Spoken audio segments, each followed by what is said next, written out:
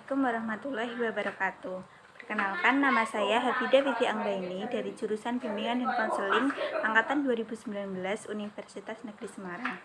Nah, pada kesempatan kali ini saya akan mempresentasikan tentang kompetensi kepribadian konselor. Kompetensi dan kepribadian konselor itu ada banyak dan beragam. Nah, di sini saya akan membahas 3 di antaranya, yaitu pribadi yang sabar, pribadi yang dapat dipercaya, dan pribadi yang jujur. Kompetensi kepribadian konselor yang pertama yaitu pribadi yang sabar. Sabar merupakan fondasi bangunan kemuliaan akhlak. Kesabaran akan melahirkan ketabahan, menahan amarah, tidak menyakiti, kelemah lembutan, tidak tergesa-gesa, dan tidak suka bersikap kasar. Indikator kepribadian yang harus menjadi perhatian juga oleh konselor adalah sabar dalam menghadapi atau melayani siswa. Sabar bukan berarti menyerah, namun tegar dan tegas. Sabar adalah sifat terpuji yang tidak terbatas. Dalam konseling, konselor dapat membiarkan situasi-situasi berkembang secara alami, tanpa memasukkan gagasan-gagasan pribadi, perasaan, atau nilai-nilai secara prematur. Konselor yang sabar memiliki kualitas sebagai berikut. Yang pertama, memiliki toleransi terhadap ambiguitas. Yang kedua, mampu berdampingan dengan klien dan membiarkannya untuk mengikuti arahnya sendiri, meskipun mungkin konselor mengetahui ada jalan yang lebih singkat.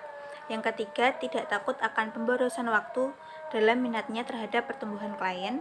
Yang keempat, dapat mempertahankan tilikan atau pertanyaan yang disampaikan dan digunakan di kemudian. Urgensi. Kenapa sih konselor harus memiliki sifat sabar? Yaitu konselor dalam melakukan bimbingan konseling mesti sabar karena karakter siswa sebagai makhluk berbudaya dan heterogen akan melahirkan perilaku atau akhlak yang berbeda-beda. Konselor yang sabar akan terlihat dari kebetahannya dalam melayani siswa. Berikut ini merupakan tips untuk meningkatkan kesabaran di antaranya. Yang pertama, kenali esensi dari sabar itu sendiri. Yang kedua, jadikan sabar sebagai sebuah kebiasaan. Yang ketiga, belajar mengatur emosi. Yang keempat, meluaskan sudut pandang dan pikiran. Dan yang kelima, menikmati perjalanan hidup. Yang keenam, belajar ikhlas. Yang ketujuh, meluangkan waktu sejenak. Dan yang terakhir yaitu tentunya melatih diri untuk bersabar. Kompetensi kepribadian konselor yang kedua yaitu pribadi yang dapat dipercaya. Konselor sebagai tempat menceritakan segala persoalan klien atau siswa mesti harus mampu menjaga rahasia siswa. Dengan itu, konselor tentu akan dapat dipercaya oleh siswa.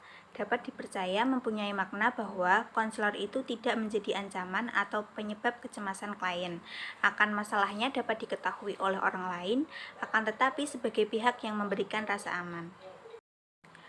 Berikut ini merupakan urgensi atau alasan pentingnya konselor dapat dipercaya. Yang pertama, kepercayaan terhadap konselor diperlukan dalam mencapai tujuan esensial konseling. Yang kedua, untuk memberikan jaminan kerahasiaan klien dalam konseling. Yang ketiga, klien membutuhkan keyakinan untuk motivasi dan watak konselor. Yang keempat, pengalaman klien terhadap konsistensi, penerimaan, dan kerahasiaan konselor akan membantu klien dalam mengembangkan rasa percaya yang lebih mendalam. Konselor harus menjadi orang yang dapat dipercaya, misalnya tepati janji, sehingga siswa tidak merasa ragu untuk menjadikan konselor sahabat untuk memecahkan persoalan pribadi yang dialaminya. Berikut ini merupakan cara untuk membentuk sikap yang dapat dipercaya.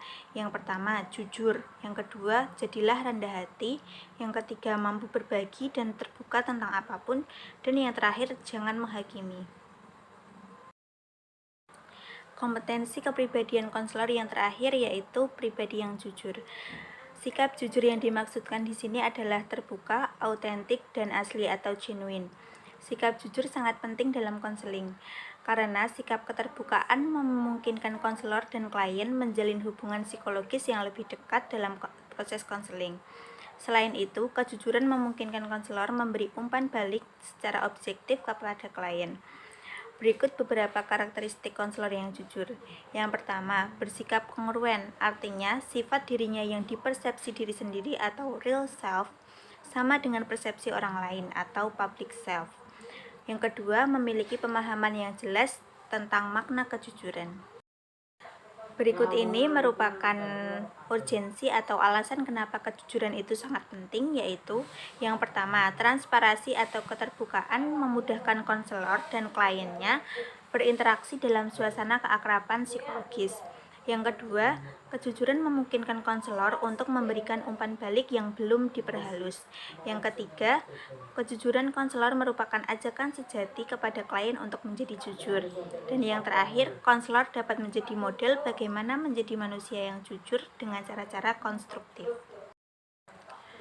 Konselor mesti jujur. Kejujuran sangat diperlukan sekali dalam konseling. Ketika konselor jujur dan terbuka, otomatis siswa pun akan jujur dan terbuka juga untuk mengungkapkan masalah yang mengganggu pikirannya dan perasaannya. Serta siswa tidak akan merasa keberatan mengikuti serangkaian proses konseling yang ada di sekolah. Nah, selanjutnya cara membentuk pribadi yang jujur. Yang pertama yaitu jujurlah pada diri sendiri terlebih dahulu. Yang kedua, pahami apa yang sebenarnya membuat kamu ingin berbohong. Yang ketiga, jadilah dirimu sendiri.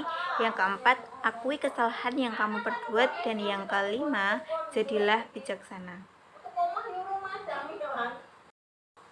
Sekian yang dapat saya sampaikan dari presentasi kali ini. Bila ada kurangnya, saya mohon maaf. Sekian, wassalamualaikum warahmatullahi wabarakatuh.